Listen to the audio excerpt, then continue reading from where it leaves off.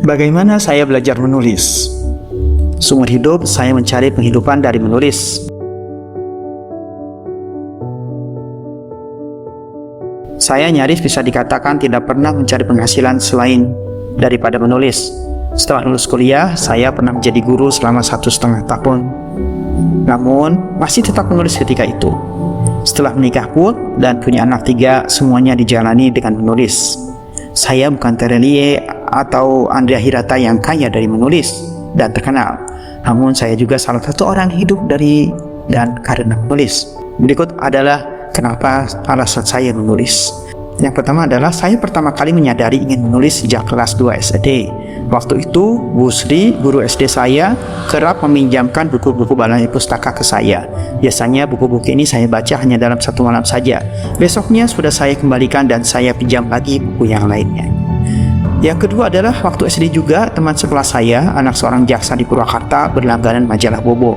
Setelah dia sekeluarga membacanya, saya meminjam majalah tersebut.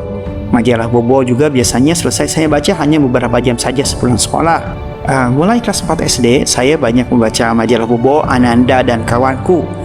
Ini majalah Kawanku yang bukan untuk ABG di generasi 90-an ya.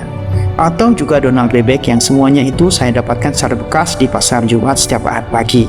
Untuk mendapatkan majalah-majalah bekas ini, saya berjalan kaki bolak-balik dari Simpang sampai pasar Jumat. Satu kali perjalanan bisa 1,5 jam bolak-balik. Yang ketiga yang banyak mengaruhi saya untuk menulis adalah komik-komik jadul Indonesia. Saya pikir komik-komik jadul Indonesia ini yang waktu itu di tahun 80-an amat sangat banyak, sangat memengaruhi bagaimana saya menulis. Saya sangat menyukai cerita-cerita yang ditulis oleh Jan Mintaraga, Jair, Hengki S, dan Rim, dan juga Man. Satu lagi era Akosasih dengan cerita-cerita wayangnya, juga menyajikan konflik dalam cerita yang sangat hebat. Saya banyak membaca komik-komik ini sewaktu SD juga, kalau tidak salah sampai kelas 1 SMP. Walau gambarnya banyak, tapi penuturan yang mereka sajikan sangat keren. Saya mulai membaca komik Jepang dan Amerika waktu kelas 2. Dimulai dengan Shin Kung-Fu Boy dan Spider-Man, Stan Lee tentu saja. Semuanya saya pinjam dari teman-teman saya.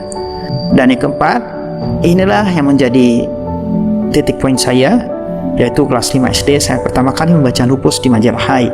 Kalau Hilman bilang Lupus itu permen karet karena ceritanya semua yang enteng-enteng saja soal remaja, namun buat saya Lupus adalah tonggak pertama dalam hidup saya untuk menulis. Saat SMP, teman sebangku saya berambut keriting dan baiknya nggak ketulungan selalu membawakan buku-buku Lupus setelah dia liburan di Bandung.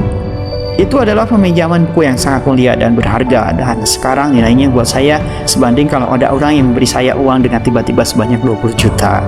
Saat SMP pula saya mulai menulis bukan hanya untuk diri saya sendiri.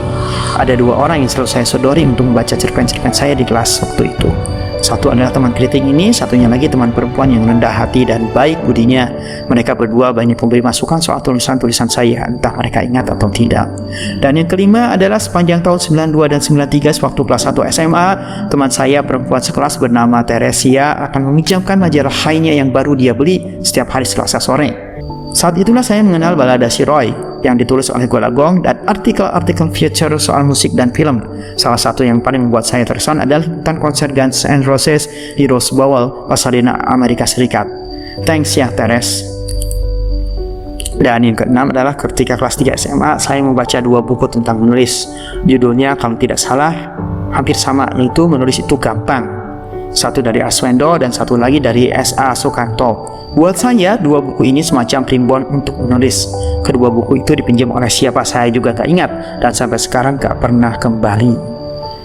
Momen ketujuh adalah pas kuliah, saya mulai membaca cerita-cerita pendek dari majalah Anida. Majalahnya saya beli dari penjual di depan kampus di Jatinangor. Saya banyak nangis malam-malam kalau baca cerpen-cerpen Anida ini. Pas kuliah juga saya diam-diam banyak membaca karya Pak Ari.